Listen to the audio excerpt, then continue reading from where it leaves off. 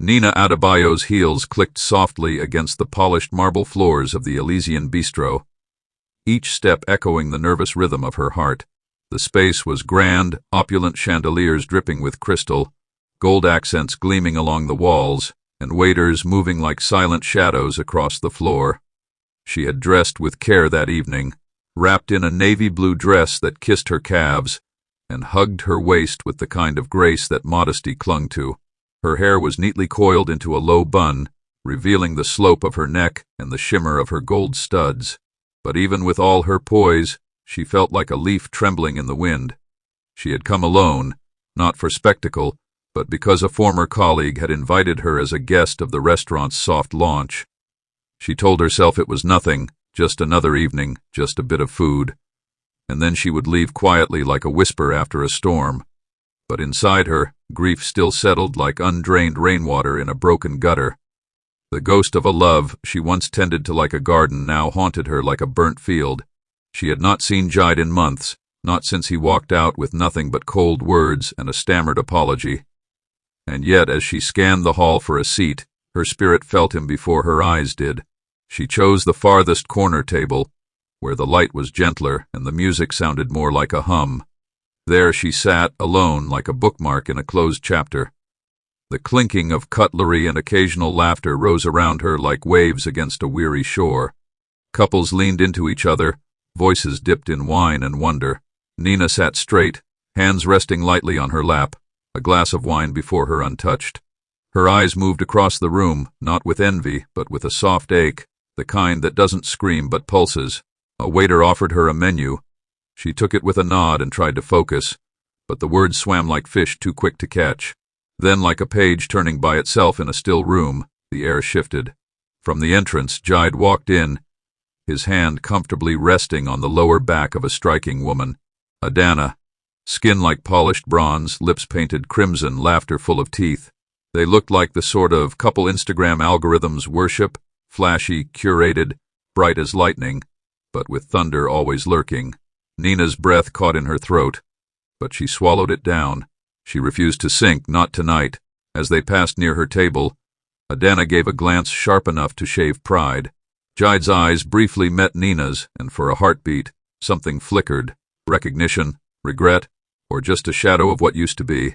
Whatever it was, it passed quickly. Adana leaned in, whispered something with a smirk, and Jide chuckled, a forced, brittle sound. Nina didn't flinch. She reminded herself of Isaiah 41 verse 10, "Fear not, for I am with you. Be not dismayed, for I am your God." And in that moment, she held her peace, not because she was weak, but because her dignity had roots too deep for shallow wind.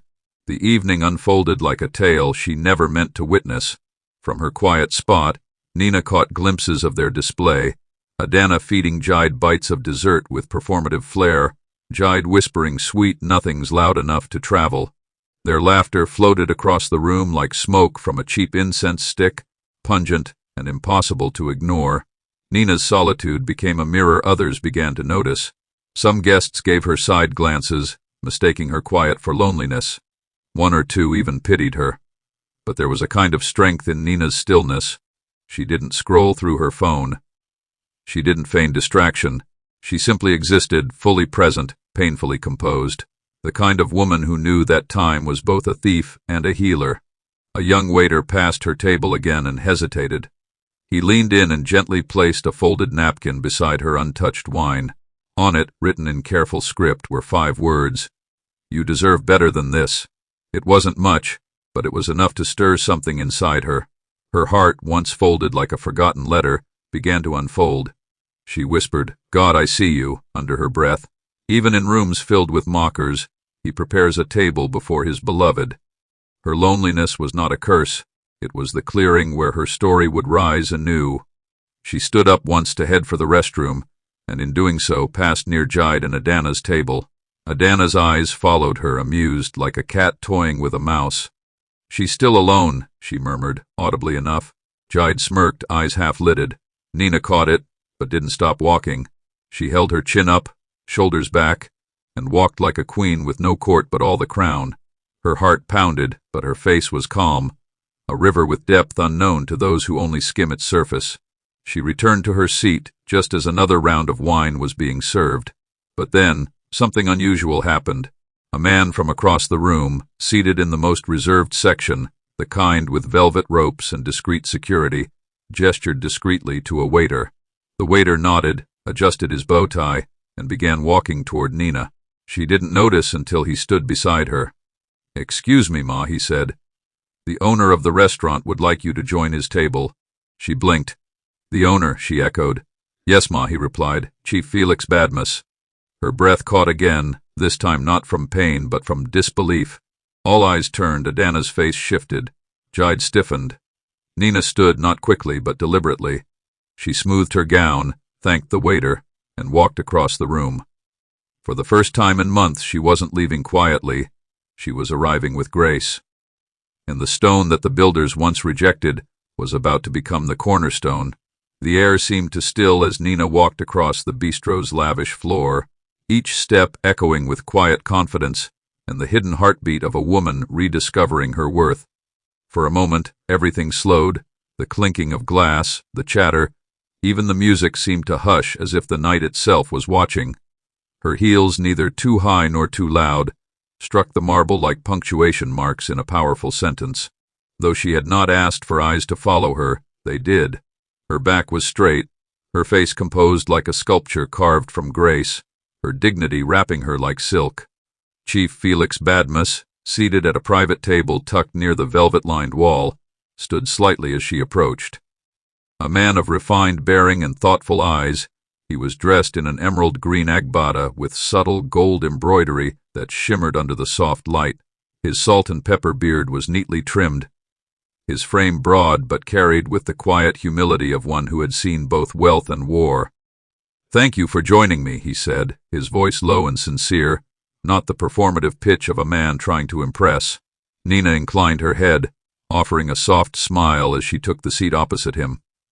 "Thank you for noticing me," she replied, the edge of vulnerability in her tone giving her words weight. Felix didn't stare at her like a man seeing something new. He looked at her like a man recognizing something valuable, long overlooked, long underappreciated.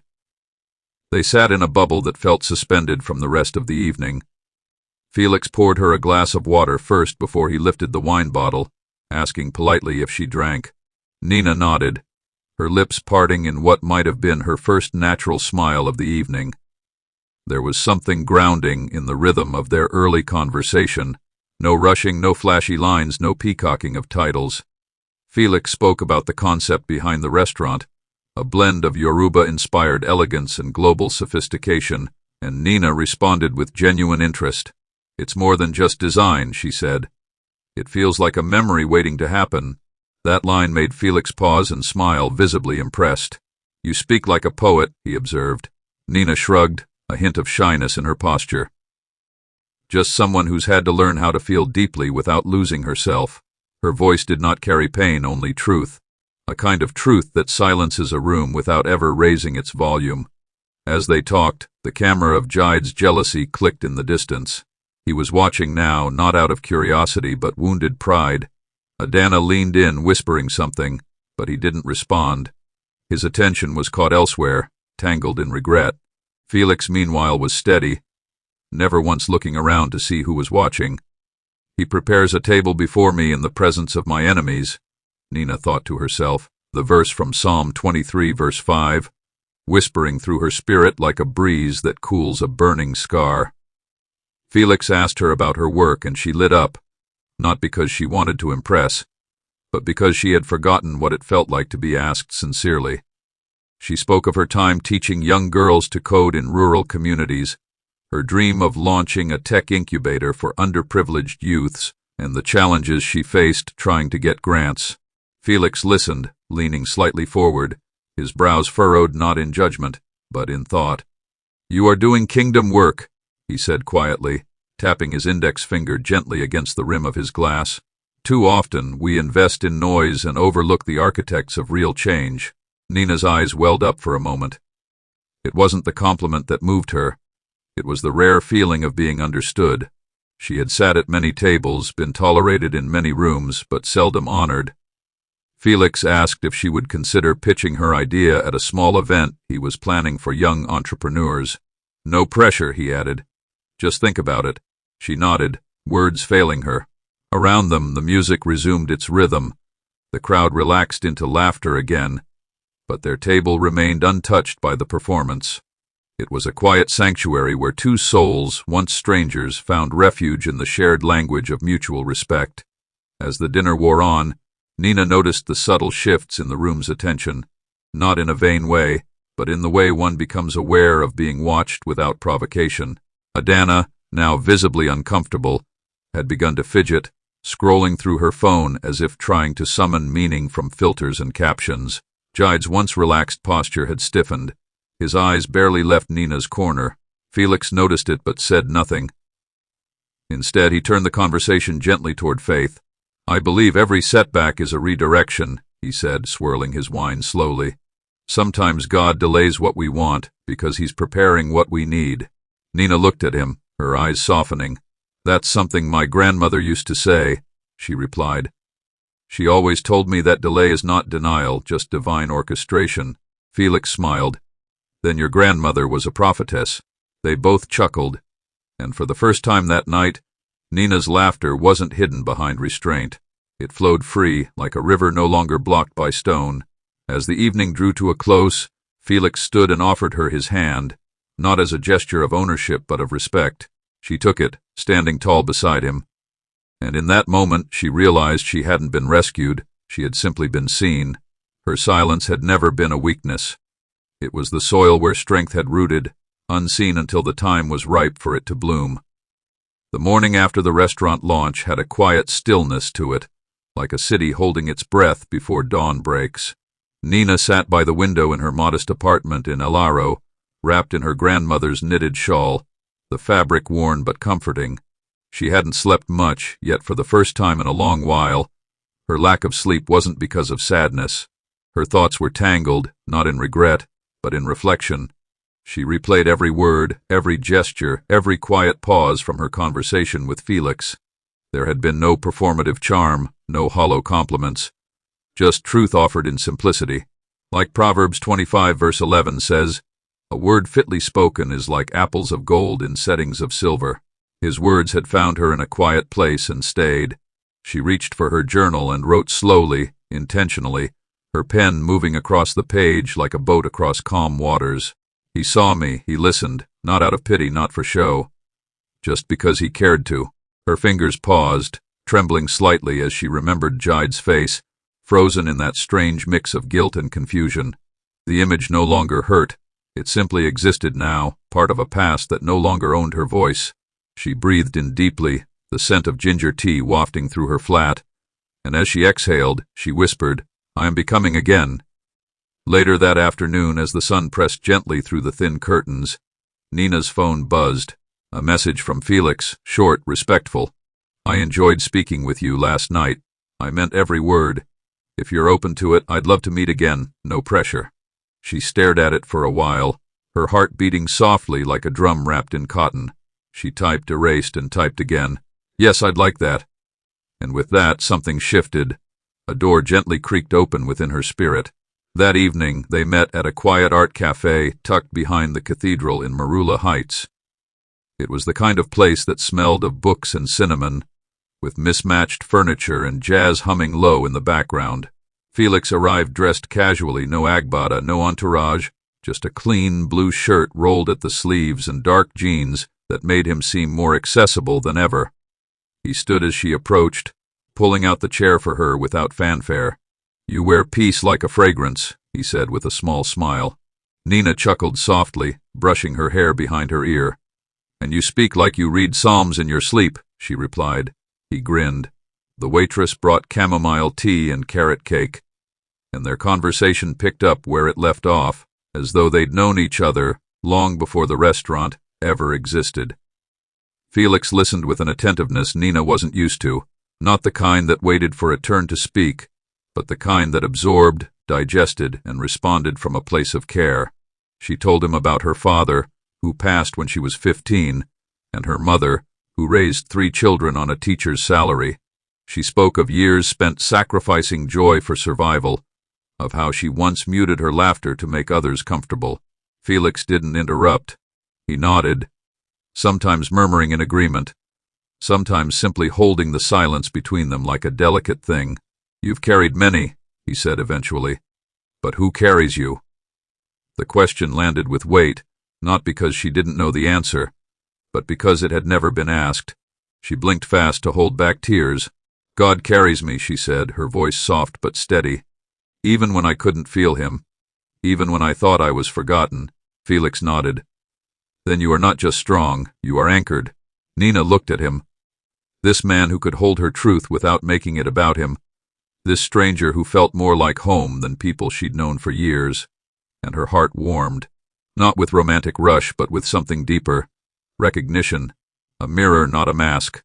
The next few weeks unfolded like petals in slow bloom. Felix didn't rush anything. He sent thoughtful messages in the morning, scripture links with devotionals, and voice notes on days he knew she was overwhelmed. They met for walks at the park, shared roasted corn by the roadside, and sat in quiet corners of bookstores talking about childhood dreams.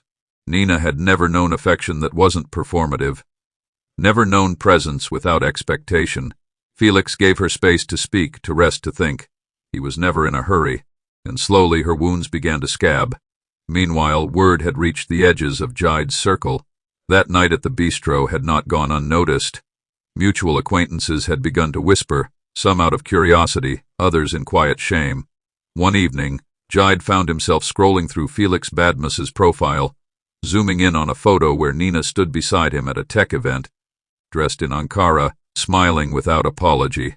Something twisted in his chest. Regret, jealousy, perhaps both. But the door to that chapter was closed, and the hinges had rusted. Nina, once buried in silence, was now walking on purpose, and like Isaiah 60 verse 1 declares, "Arise, shine, for thy light is come, and the glory of the Lord is risen upon thee." In the quiet of her soul, Nina knew this was not a rebound. This was a resurrection. The afternoon sky folded into a soft amber hue as Nina adjusted her scarf and stepped out of the community center. Her mentorship program for young girls had just concluded for the day, and the air still buzzed with the echoes of laughter, dreams, and little questions about future possibilities. The girls loved her. They admired the way she listened to them without rushing, how she made them believe their voices mattered in a world that often muted them. That evening, as the sun melted behind the rooftops, Felix pulled up quietly in a charcoal gray SUV, not flashy, just elegant. He didn't honk. Instead, he stepped out, waiting by the passenger door with the kind of grace that asked nothing but offered everything. Nina smiled as she approached, her heart thudding gently, like a drum remembering its rhythm. She wasn't used to being met like this, not just in action but in spirit. As she settled into the seat beside him, the scent of mild cologne and fresh leather filled the car, and the warmth of his presence seemed to hush the noise of the world outside. "How did it go?" he asked, and she told him everything, about the shy girl who finally spoke up, the girl whose eyes gleamed at the mention of robotics, the way their dreams stretched like sunbeams through open windows. Felix listened, nodding, his fingers loosely wrapped around the steering wheel as if her words were the road he needed to follow. They stopped by a quiet, open-air grill along the Elaro coast, where the breeze danced with the aroma of grilled fish and suya. Lanterns hung from wooden beams, casting golden halos over diners' heads. It wasn't a fancy place, but it had soul, like the kind of place stories are told, not sold. Felix and Nina sat at a corner table under a neem tree, their chairs angled slightly, their bodies relaxed but tuned in. They talked about faith, about failure, about the winding roads that had brought them here. Felix shared about his late wife, how she passed during childbirth 10 years ago, and how he never thought he'd feel anything again. "For years I was a living man wrapped in stone," he said quietly. Nina didn't fill the silence with pity. She simply reached across the table and placed her hand gently on his. "Grief is the price we pay for love," she murmured. "But love is also the oil that heals the cracks." He smiled, deeply moved, not because her words were poetic, but because they carried the kind of truth that doesn't beg to be noticed. As they ate, a soft drizzle began, light as a whisper. and yet neither of them moved. The moment was too sacred to break, like the hush that falls over a church after the final hymn. Days turned into weeks, and Nina's life began to open up like the petals of an old flower learning how to bloom again. Felix didn't just support her work, he became an extension of it. He connected her with friends in the tech space who could help expand her program. He donated laptops anonymously. He never asked for credit, never sought the spotlight. Nina, in turn, invited him into her world slowly, deliberately, not out of fear but out of reverence. They prayed together sometimes, not long, showy prayers, but whispered words in early mornings and tired evenings. One night under the stars he read Psalm 126 aloud to her. They that sow in tears shall reap in joy. It wrapped around her heart like a promise finally fulfilled. It wasn't about romance anymore. It was about partnership. About two people building a house not made of bricks, but of patience, honesty, and healing. Still, Nina carried her past like a soft scar, visible only when touched. There were days she questioned if she was ready for more, if she could trust again without flinching. Felix never pressured. He waited like good soil waits for seeds to trust the ground. Everything shifted again the night they attended the charity gala hosted by the LRO Women's Council. It was a grand event filled with dignitaries, politicians, and media personnel. Nina wore a deep emerald gown, her hair styled into soft waves, a single gold chain resting against her collarbone. Felix, in a black tuxedo, looked at her like she was something eternal. The evening was bright with lights and heavy with applause. She gave a short speech about the importance of female mentorship, and when she stepped down from the podium, the hall erupted in standing ovation. Among the clapping hands and clicking cameras stood Jide. He hadn't been invited directly, he came with a senator's media team, but his presence felt like a shadow crawling back into the room. He watched her, this woman he once dismissed, now being celebrated for the very qualities he once overlooked. Adana wasn't beside him. Perhaps the sparkle had faded. Perhaps performance had finally exhausted its charm. Nina saw him too. Their eyes met for a moment, not long, but long enough. She didn't smile, she didn't frown. She simply turned back to Felix, who reached for her hand and whispered, "You were born for this." And she believed him, because she no longer needed her past to validate her future. Her worth was not negotiable anymore. It was rooted, watered, and rising. The morning after the gala, the sun filtered into Nina's apartment with a softness that mirrored the peace in her chest. She sat by her tiny balcony, cradling a cup of warm lemon water between her palms, her thoughts as still as the trees outside. The applause from the night before still echoed faintly in her ears, but louder than that was the voice of assurance growing in her heart, a voice not born of vanity but from validation. She remembered how Felix's hand had felt in hers when she stepped off the stage, not just as a gesture of support, but as if he were silently saying, "I see you." It was unfamiliar terrain for her to walk into rooms without shrinking, to receive honor without questioning whether she deserved it. And yet here she was, standing taller in the world she once tiptoed through. Her phone buzzed on the table. It was a message from her younger sister, Tola. "You were fire last night, sis. Proud doesn't even begin to cut it." Nina smiled faintly. There was a time when Tola worried she'd never smile again. There was a time when Nina worried she didn't know how to.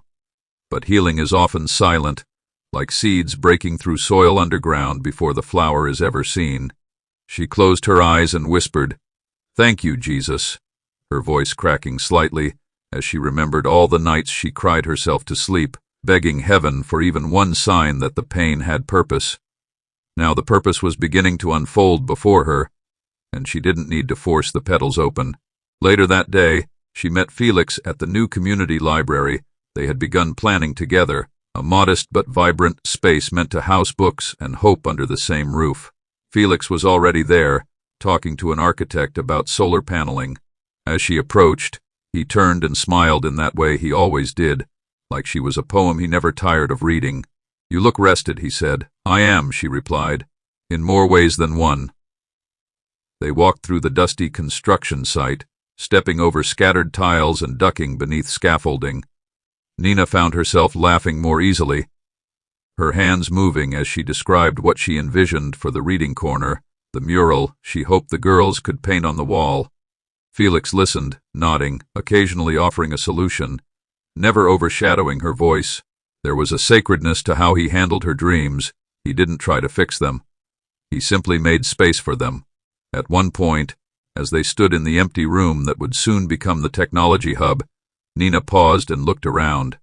"I never thought I'd get here," she said quietly. "I thought, maybe some people are just meant to be spectators in life, not participants." Felix stepped beside her, his gaze steady. "You were never on the sidelines," he replied. "You just hadn't found your stage yet." His words settled into her bones, not like lightning, but like rain, gentle, consistent, nourishing. And in that unfinished room filled with dust and sunlight, she knew this was not a season. This was a beginning. It was during one of their late afternoon planning meetings that the unexpected happened. As they wrapped up discussion with a few volunteers, Felix excused himself to take a call.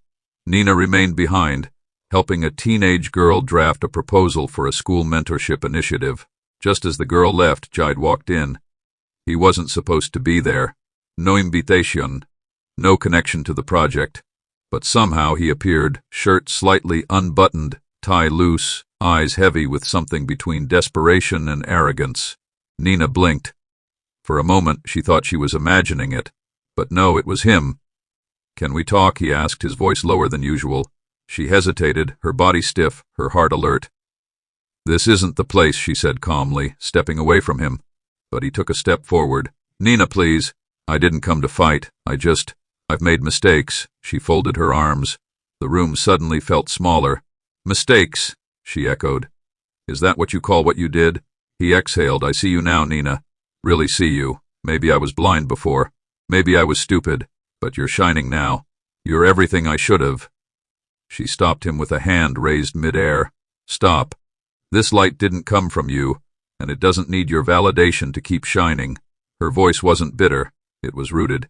Jide looked at her, genuinely speechless. Felix returned just then, his presence like a seal of peace. He didn't interrupt. He simply stood beside Nina, not as a shield, but as a witness. Jide swallowed hard, nodded faintly, and walked out, his shadow stretching behind him like a chapter finally closed. As the sun began to sink behind the rooftops that evening, Felix and Nina walked quietly along the road leading to her apartment. Neither of them spoke at first. The breeze was cool, the trees rustled overhead, and their joined hands said all that needed saying. When they reached her gate, she turned to him. "Do you ever wonder why some things have to break before we can become whole?" He looked at her with a softness that seemed carved from wisdom. "Because some vessels are too small for the blessings coming," he said. "God has to break them so he can make room." She smiled, tears resting on the edge of her lashes. "I never thought love could feel like this," she whispered. Felix stepped closer, brushing a strand of hair from her cheek. "Love isn't a rescue. It's a recognition," he murmured. "And I see you, Nina, every layer, every scar, every light." She nodded, a single tear rolling down as she leaned into the quiet safety of his arms. It wasn't a movie ending, not a fairy tale kiss. Just two people, holding each other on a quiet street in Ellaro, with faith in their hearts and tomorrow on their side. And in that embrace, Nina knew that everything, the pain, the rejection, the mocking laughter, had led her here, to a moment not built from perfection, but from truth, to a kind of love that doesn't arrive with noise, but with peace, the kind that doesn't promise you won't be broken again, but promises you'll never have to face it alone. The ceremony hall was bathed in candlelight, not the overly polished kind that tries too hard to impress, but the soft golden glow that speaks of intentionality, peace, and quiet triumph. Rows of white roses lined the aisle, their petals trembling gently beneath the hush of anticipation. Nina stood just beyond the velvet curtain in a champagne gold gown that shimmered subtly, her hair swept into an elegant chignon with a few tendrils kissing her cheeks. The moment wasn't about opulence or spectacle. It was about redemption. It was about full circles drawn by the invisible hand of grace. Felix, standing at the altar, looked timeless in his deep navy caftan with subtle gold threading along the edges, a blend of royal and sacred. He wasn't smiling nervously or adjusting his collar. He stood still, steady, as if he had been waiting for this moment not just for years but through lifetimes. Every seat was filled by those who had known their journey, mentors, friends, the girls from Nina's coding program, elders from the church who had prayed with them. The air held a sacred charge, like a prayer being answered mid-sentence. As she walked down the aisle, her eyes never left his. There was no music louder than her heartbeat, no memory strong enough to rob her of this joy. For though many were the afflictions of the righteous, the Lord had delivered her from them all. After the ceremony, the reception spilled into a garden strung with lanterns and joy. The laughter was unforced, the dancing real, the atmosphere electric with gratitude. Felix gave a short speech, but it wasn't the kind designed to impress. He spoke slowly with a cracked voice and damp lashes. "When I met Nina, I saw a woman who had not only survived but blossomed in barren soil," he said. "I saw a lighthouse, bright, unbending, guiding others even when storms tried to break her light." The crowd grew still. His words didn't entertain, they baptized. Nina squeezed his hand, overwhelmed not just by the love in his tone, but by the acceptance it reflected. She had fought many silent battles, cried in rooms where no one could hear, questioned God in whispers, but here now she stood vindicated. And just as she reached to respond, the crowd began to murmur, eyes turned. At the far end of the garden, Jide stood alone, hesitant, a bouquet in hand. Time slowed as he walked forward, unsure whether to continue. He stopped a few feet from the couple, eyes darting from Nina to Felix and back. There was no hostility in him now, only the fragile look of someone who had watched the door close and knew it would never open again. Nina took a breath and stepped forward. The garden held its breath. Nina stood before Jide not as the girl he mocked, not as the woman he dismissed, but as a version of herself he never bothered to meet. She looked him in the eye, her expression soft but firm. "You don't owe me anything," he began, voice rough like dry leaves. I needed to say I was wrong." She nodded. There was no satisfaction in his words, no thrill of vindication. She wasn't here to win. She was here to release. "I forgave you a long time ago," she said, "but I needed to forgive myself more for staying too long, for shrinking too small, for waiting to be chosen when I already had value." Her words weren't rehearsed. They were the truth drawn from wells she had dug with tears and grit. Jide's face twisted in regret, but she placed a hand gently on his shoulder. "You can leave this place lighter," she said, "but the story you wrote in my life, it ends here." And with that, she turned back to Felix, who hadn't moved an inch, who had watched without interrupting, trusting her to close what only she could. As she walked back toward her husband, something lifted in her spirit. A stone rolled away. A resurrection happened, quiet, unseen, but powerful. The night closed in with laughter, clinking glasses, and music wrapped in drums and string. Nina and Felix shared their first dance beneath the stars, their foreheads touching gently, their steps slow and intimate. It was not the kind of dance choreographed for applause, but the kind that whispered, "We found each other in the rubble." As the guests watched, some wept, others smiled with knowing eyes. For what they witnessed was not just love, it was legacy. The kind of story that could not be bought or scripted. When the night ended and the last candle flickered into the wind, Nina and Felix sat by the edge of the garden, barefoot, their shoes forgotten. "Did you ever imagine it would look like this?" she asked. He chuckled. "I stopped imagining after my wife died," he said. "But God, He does more than we ask or think." She nodded, laying her head on his shoulder. Ephesians 3 verse 20 echoed in her heart, not as a quote, but as a truth fulfilled. "Now unto Him that is able to do exceeding abundantly above all that we ask or think." And so, under a sky full of stars and stories, they began again, not from scratch, but from strength. Not as a woman once broken and a man once buried in loss, but as two souls found, formed, and faithfully restored. Dear listener, if this story touched your heart, know this, it wasn't just fiction. It was a reflection, a reminder that rejection doesn't define you, restoration does. Like Nina, you may have been mocked, overlooked, or even left behind. But let me tell you, your value is not tied to who left, but to what God is building in you. Don't let past heartbreaks chain your future. Stop looking for validation in the eyes of those who couldn't see your worth. Like gold refined by fire, your shine will only grow brighter. The same God who lifted Nina and aligned her with a love that saw, heard, and honored her is still lifting people today, and He's not forgotten you. When the right person sees you through heaven's lens, you won't need to beg to be understood. You won't need to shrink to be accepted. Your next season will not be built on shame. It will be built on strength. Now let us pray. Heavenly Father, the lifter of heads and the healer of hearts, we thank you for everyone who felt seen in this story. Lord, for every soul carrying the wound of rejection, pour your oil of healing upon them.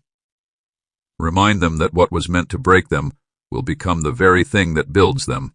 Turn every mocking into miracles. Replace every not good enough with your divine stamp of more than enough. Let those who are crying quietly in hidden corners begin to laugh publicly in places of honor. May restoration come not just in love, but in purpose, in identity, and in self-worth. Give them the boldness to walk away from what hurts and wait for what honors. Bless them with a love that listens, supports, and covers. And above all, remind them that their story isn't over. It's just beginning. In Jesus' mighty name we pray. If you receive this prayer, drop a loud amen in the comments. Type it, speak it, believe it. Because your next chapter will be more beautiful than your last.